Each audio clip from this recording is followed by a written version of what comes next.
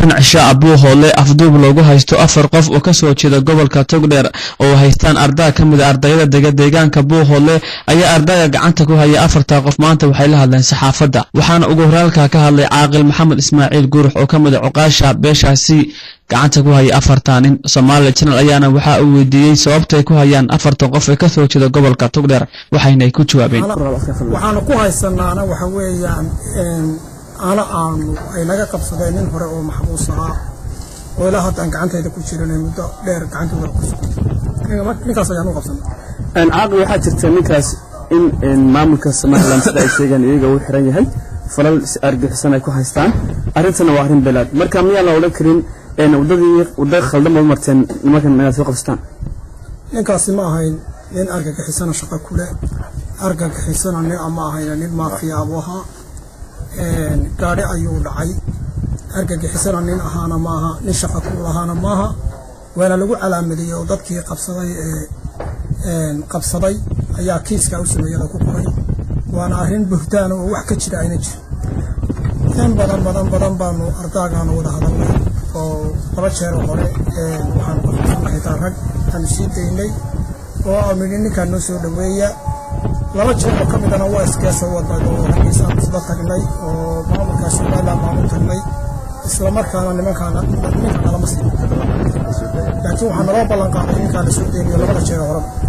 masiidenasan 4 ilaa intii heshaan waxa weeyaan arintaas waxaan naga go'an inaan helno ninka yagi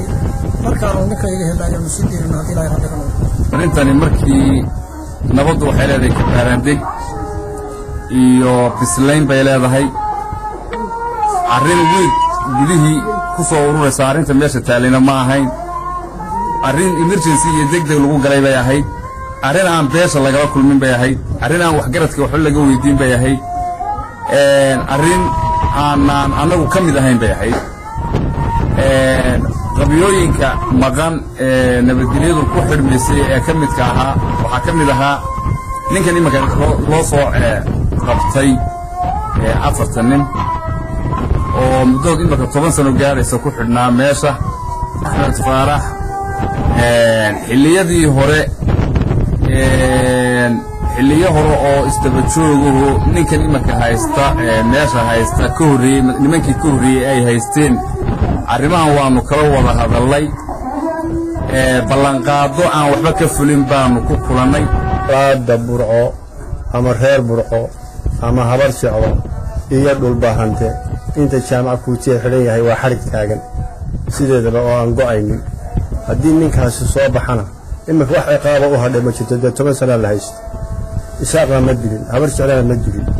haddii nin iska burcada u ahaa gigixisana ma ahayn nin burcada hore iska dhacdoona buu ahaa dhulka iska orda marka waxa weeye arinta waxaan doonaynaa waa hayo inay iyaguna xaggooda ka soo dhaweeyaan ugu dambeyntii cuqaasha iyo waxgaradka beesha Cigalan ayaa maanta shirkan ku yeeshay buu hoole waxay fariin u direen beesha Axmed Faarax iyo maamulka Soomaaliland inay sida dejiyaan siideenta jaamac kuutiye oo muddo 10 sano ka xiran magaalada Hargeysa ana muwaadin ka soo jeeda deegaanka buu hoole maamulka Soomaaliland hore ugu yeeday inuu falal argixisho ka geystay Soomaaliland balse waxgaradkan ay sheegeen in warkaas ay war aan sal iyo raatona lahayn Ali Cismaan Yusuf Cali Dr. Telefishka caalamiga